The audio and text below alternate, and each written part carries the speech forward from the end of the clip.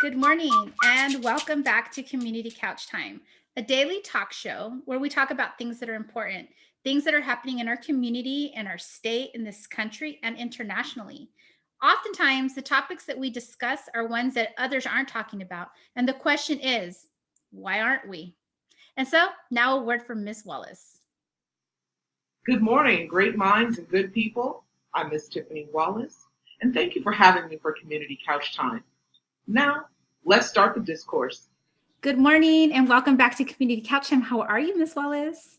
I'm doing great, Miss Cardona. It's so great to be back on the couch, the proverbial couch with you. For real, definitely. And I'm doing really well also because even though, as I've said before, I believe that every single day of the year is Black History, like every single day of the year. This is like our first official Black History Month Community Couch Time day together, and so I'm really excited about that. And so I just wanted to ask you what does Black History Month mean to you? And just whatever, talk to me. I want to know. Well, thank you so much for asking. It's a real challenge in terms of defining Black history because it begins with the first humans. The first human being was found in Africa. And so that's the origin of humanity, and through ancient civilizations into Black history.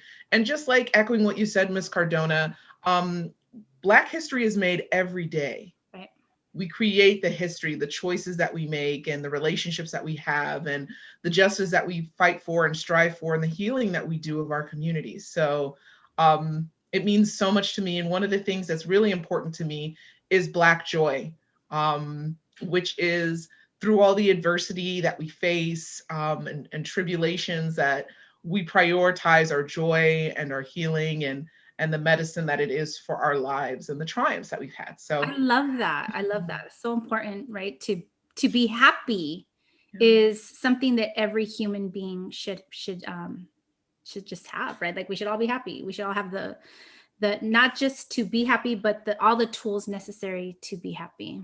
That's absolutely right. And I wanted to show you a video that kind of discusses Black joy from a Black British perspective, because of course we are a diasporic people all over the world. And so this is a video I'd like to share with you about Black joy. I'm excited. I'm Arenisa Nakoje. I'm an author. In my humble opinion, Black joy should be embedded within the fabric of our culture and shouldn't just be temporary or fleeting. So Black joy is expanding the notion of what Black artistry is, and it's contributing to the culture, it's shaping what conversations we have, it's being completely free and unencumbered in terms of ideas and having absolute agency. And I think being your most authentic self, because sometimes it can be difficult operating within the Western structure in terms of how we express ourselves as artists and how we celebrate our culture. If I were to give concrete examples of what Black joy means to me, I would say it's reading a June Jordan poem, it's watching a Barry Jenkins film, it's listening to a Fela Kuti record on a hot day, it's looking at an image of a Basquiat exhibition. All of these things represent Black artistry and Black innovation and the complete freedom and joy that I think is important as an artist. There's so much happening that signifies Black joy at the moment. We're seeing our stories filter into the mainstream, and finally this idea of whose story is valuable is coming to the forefront, and Black stories are taking precedence, not only coming to the forefront but shaping cultural narratives and having a really huge impact. So if we look at, for example, Black Panther, I would say that that's a huge cultural moment in terms of Black joy and just the ripple effects it had globally. It shattered every preconceived notion or myth about whether Black stories are valuable, whether they translate into the mainstream, whether they're too niche or audiences will go and see them. You know, here we have a film about an imagined African kingdom that celebrates Black innovation and Black culture and authenticity, but told using an Afrofuturist aesthetic. And it just made people sit up and take notice. I think the issue for me is that very much what's happened a lot of the time and for a long time is Black trauma has been something that's been at the forefront. So problematic areas and knife crime and, what that does in the long term, I think, is that it creates a warped sense of what Black culture is. So we don't see enough of Black achievement and Black celebration. What you get is this idea of a community being majorly problematic. And there are problems in any community. So now more than ever, with these stories coming out, it's just a great counter because it shows that that's not all we are.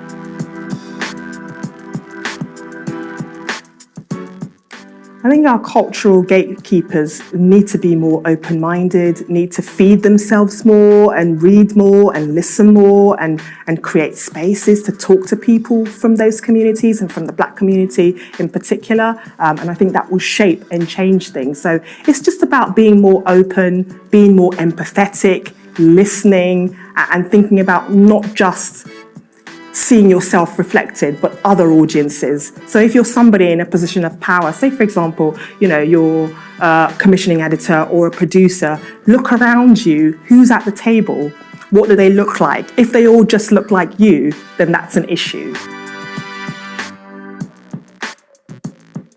Thinking really imaginatively and creatively and wanting to be very, very experimental in terms of how I approach what I do. So again, to counter some of the negative ideas or stories around Black culture. So thinking about celebrating what we've achieved. So for example, my debut novel, part of it was set in the Benin Kingdom and my family are from Benin. So it was about reclaiming a lost heritage, a kind of lost legacy, and how fantastic it was to know about this kingdom, to know about the level of art and history. We need to think more imaginatively about what the fullness of Blackness is and that, it's complicated and nuanced and really interesting, and to mine that and present that to the forefront.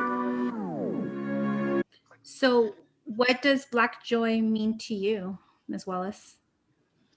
To me, it means prioritizing our happiness, our health, our care for one another and for the world, and not discounting our struggles and challenges, but using them in a way that propels us forward, inspires us, and really brings us closer together to each other as Black people and to other communities around the world.